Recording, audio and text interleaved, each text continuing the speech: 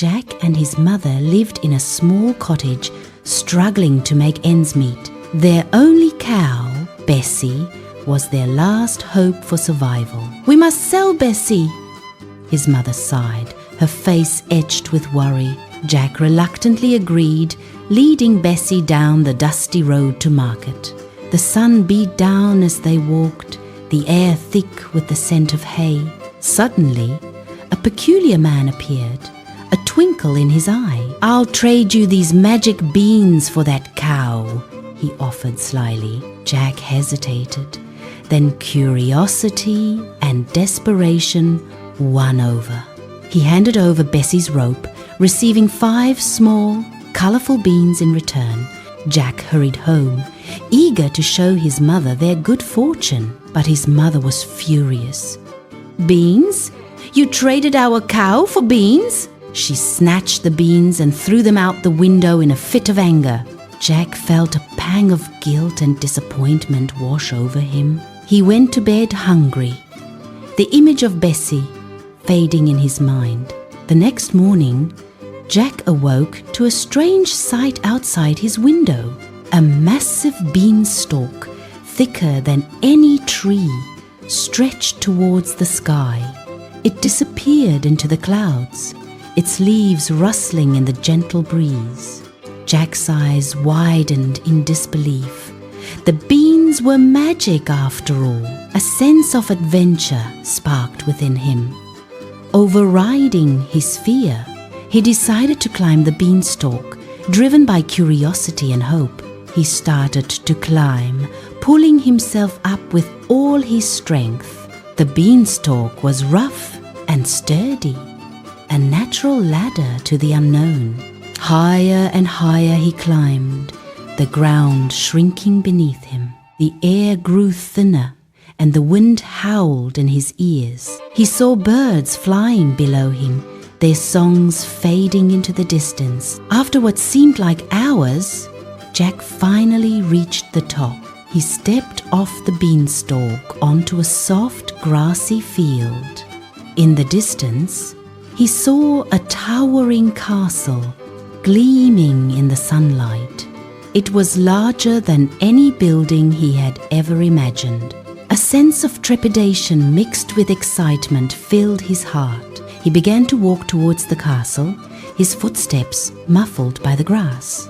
As he got closer, he noticed the castle was strangely quiet. He approached the massive gates, their iron bars cold to the touch. He pushed them open with a creak, stepping into the castle courtyard. The courtyard was overgrown with weeds, signs of neglect everywhere. He noticed a huge door, the entrance to the castle itself. He cautiously approached the door, his heart pounding in his chest.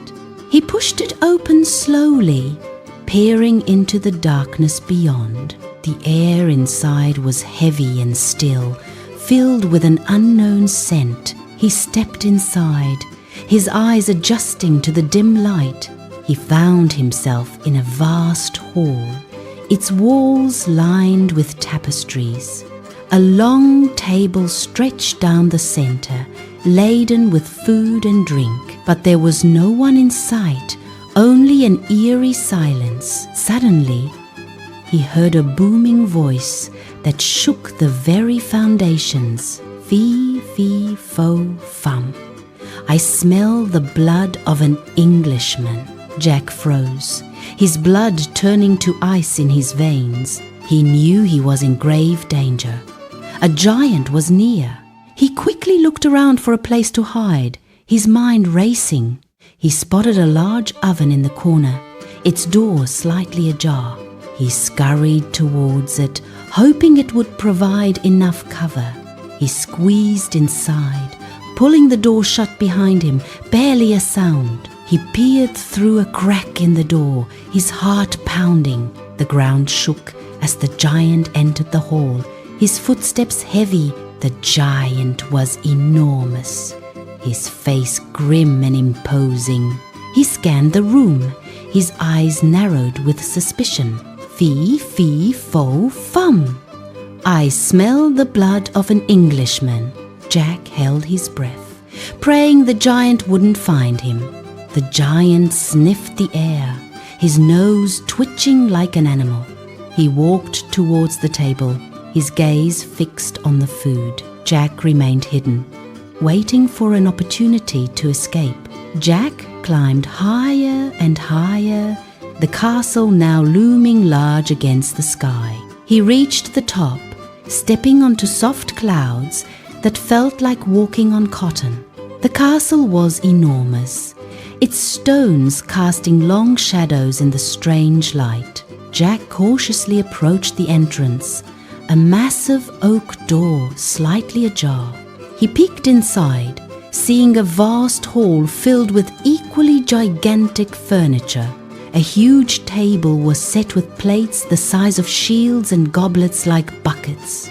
In the corner, Jack spotted a bag overflowing with gleaming gold coins. He crept inside, his heart pounding, and grabbed the heavy bag of gold. Jack quietly slipped out of the castle, the bag straining his small arms.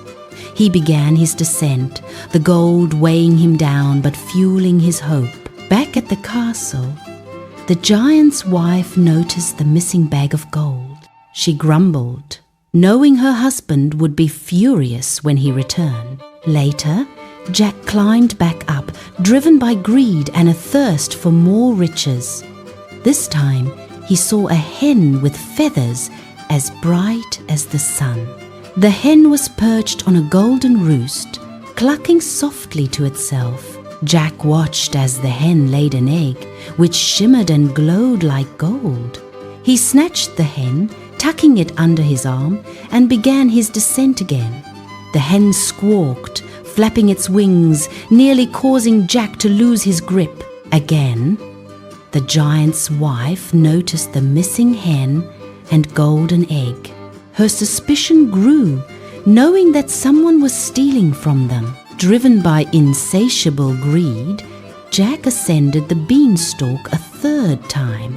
He saw a beautiful golden harp resting against a wall. The harp shimmered, its strings humming with a soft, enchanting melody. Jack reached for the harp, his fingers trembling with anticipation as he grabbed it. The harp let out a loud, piercing cry.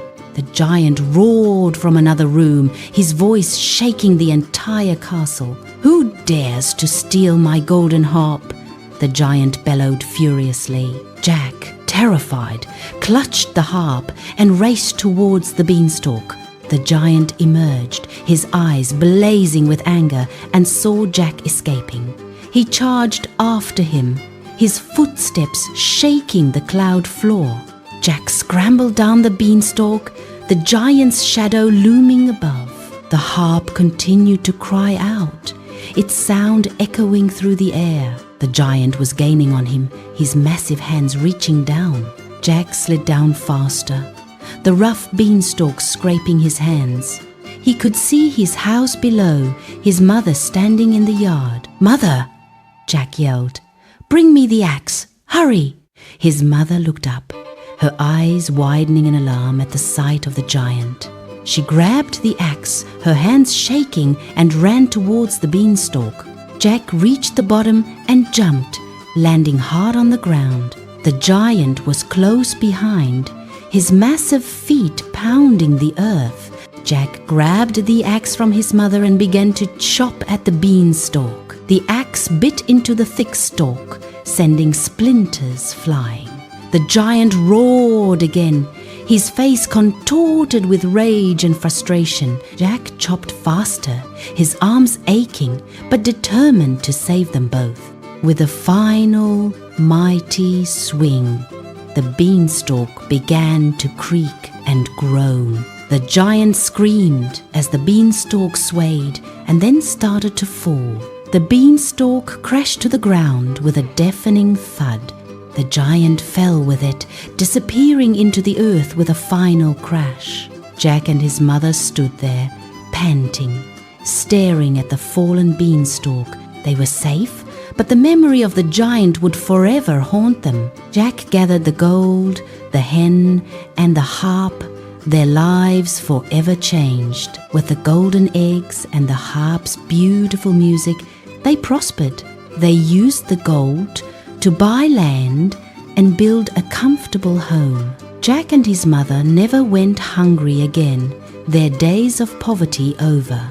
The hen laid golden eggs every day, providing them with endless wealth. The harp played enchanting melodies, bringing joy to their lives. Jack learned a valuable lesson about greed and the importance of honesty. He vowed to use his wealth wisely and help those in need.